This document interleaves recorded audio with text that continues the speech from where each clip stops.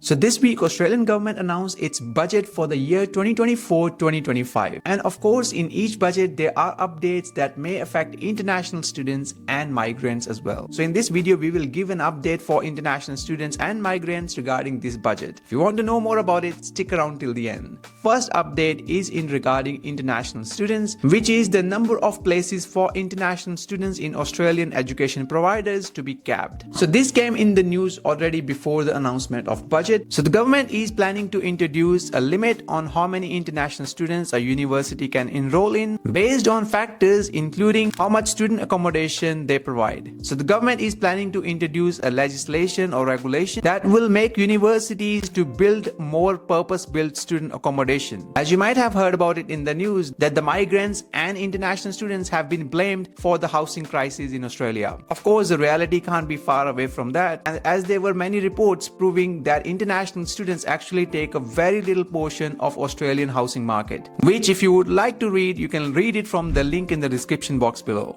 But coming to this point, that Australian government will require universities now to provide additional student accommodation if they want to increase the enrollments of international students, and any newly built accommodation will be available for both local and international students. According to the budget, it will help to reduce the pressure on the housing prices and the rental costs, and it will also make sure that universities can enroll more international students if they need to. So that was the major update for international students in the budget. Moving on to the second update, which is the permanent migration cap will be decreased. Now in the current financial year 2023-2024, the permanent migration level is set at 190,000 places, out of which 137,100 places are for the skilled stream. So 190,000 places are available in the current financial year for the people who are planning to migrate to Australia permanently. But this will be reduced to 185,000 places in the next financial year. And out of those 185,000, 132,200 places will be available under the skilled stream. And Department of Home Affairs also launched the planning levels for the next financial year on their website right after the announcement of the budget. And if you see this table here, you can see the employer sponsored category has increased from 36,825 places to 44,000, but the skilled independent visa, which is 30,375 places in the current financial year, will be reduced to 16,900 places only. And there are some other changes in some other numbers as you can see in this table. But overall, there is a reduction of 5,000 places for these permanent migration programs. The next update is in regarding the net overseas migration. So for those people who don't know, net overseas migration is the number of migrants coming in and going out of Australia in one financial year. Now, the government expects that this number will be halved in the financial year 2024-2025. Of course, we don't have a data for 2023-2024 yet, but based on the data from 2022-2023, that number was 528,000 people. And in the next financial year of 2024-2025, the government expects that this will be reduced to half to 260,000 people. And over the coming years, it will reduce further.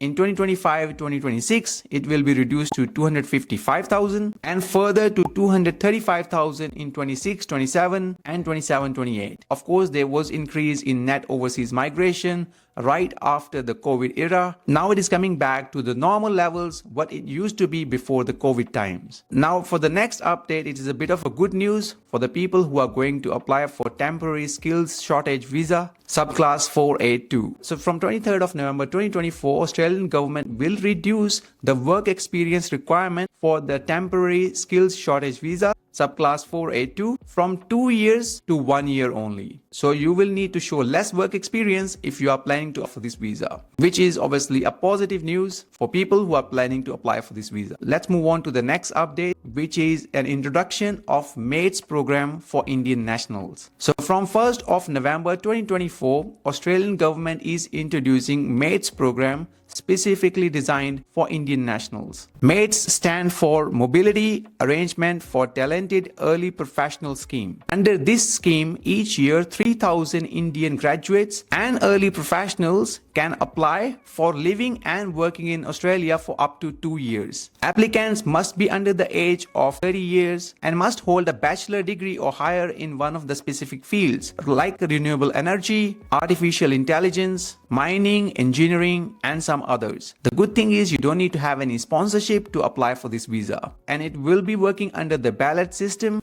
where you will need to pay $25 to enter into this ballot. And if you get selected, then you need to pay $365 for the visa. If you would like to know more about it, please check the link in the description box below, which gives you further details regarding what qualifications you must have in order to apply for this visa and some other further details. And last but not the least, one other major update that has come through this budget is in regards to the change to the working holiday visa, which is class 462. Now the government will introduce a new $25 ballot system for the working holiday visas for people applying from China, India and Vietnam. So people from these nationalities can pay $25 to get into the ballot system, and if they meet all the requirements, then they can apply for this visa. Basically, the government is saying that they are introducing this ballot system to regulate the demand for this program and streamline the processing time for the applications from these countries. They haven't mentioned when this system will come into place, but it is expected to start somewhere in financial year 2024-2025, which, if you don't know, Australian financial year runs from 1st of July to 30th of June each year. So these were some major updates that were announced in the budget that might affect international students and migrants. There were some other updates also in the budget, like replacing the current global talent visa with national innovation visa and introduction of administrative review tribunal that will replace the administrative appeals tribunal. I would love to hear your thoughts regarding this in the comment section below, so please make sure to leave a comment. What are your thoughts on these updates? Luckily, there were no mention of increase in student visa fee in this budget, so that was a positive news that it didn't appear in the budget. Now, if you would like to know some major changes that are coming into effect for the temporary graduate visa holders from the 1st of July 2024, then I suggest you to watch this video here. Here we talk about some major changes that might come into effect from the 1st of July. So if you would like to know more about it, please click the link on the video and I'll see you there.